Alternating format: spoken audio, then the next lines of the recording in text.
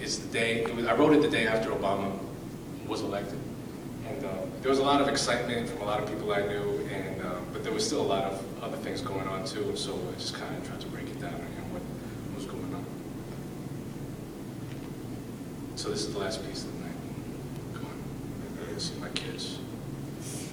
I'd probably sleep, I could stay out. This morning I woke up, right? Drank my coffee, ate my breakfast, checked my email, I found my inbox flooded with messages from next door neighbors and long-lost friends alike extolling the virtues of this man. You know the one. You got the emails too. Shit, you might have sent them. So you know the talking points as well as anybody, that young people have never been this energized about voting, that we finally rejected a presidency that we should have rejected 4 years ago, that we are on the cusp of a revolution. That this man, Black Kenyan father, white American mother, Asian stepfather, let's not forget, grew up in Asia and Hawaii, Chicago, Harvard Law degree hand in hand with community organizing background. There is no view of the world or of the country that is completely outside his realm of experience. The media calls him the vanguard of the new generation of Black leadership, meaning that he doesn't come from the church or the mosque, meaning that white people would actually vote for him. So as I walked to the subway to get to the community center where I work, I started thinking, what's wrong with me? Why do I not care? How am I not excited about what just happened yesterday? I mean, I was a political science major, yo. I'm supposed to like this kind of stuff, right? Still, I find myself unmoved by his audacity. As I get to the community center where I work, I look around for clues as to why. Am I just getting old, apathetic, soft?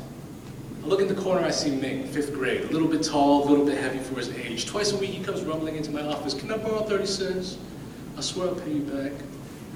He's got to take the city bus home from Chinatown to Charlestown instead of the school bus because he's too late because his parents working at restaurants in the North Shore have to work extra shifts or else the boss will withhold pay.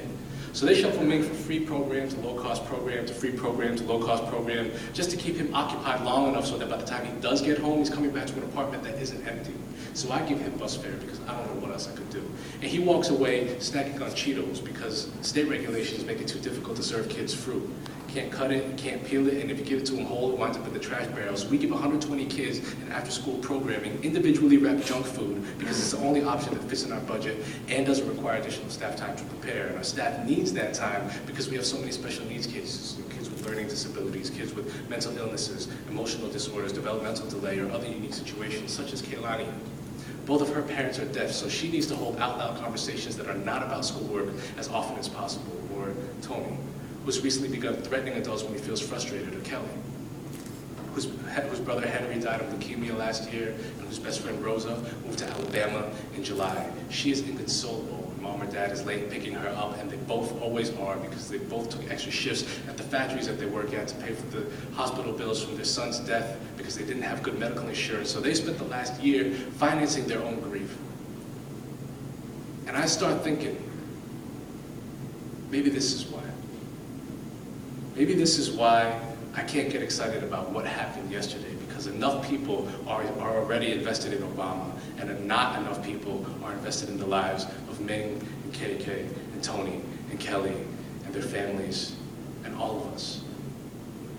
And I'm not hating. If you voted and you feel really excited about it, then that's cool, do you, but don't fool yourself into believing that the change we need comes from a guy you never met winning an election.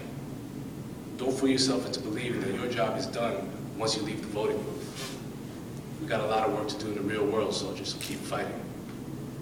My name is Giles, and I approve of this message.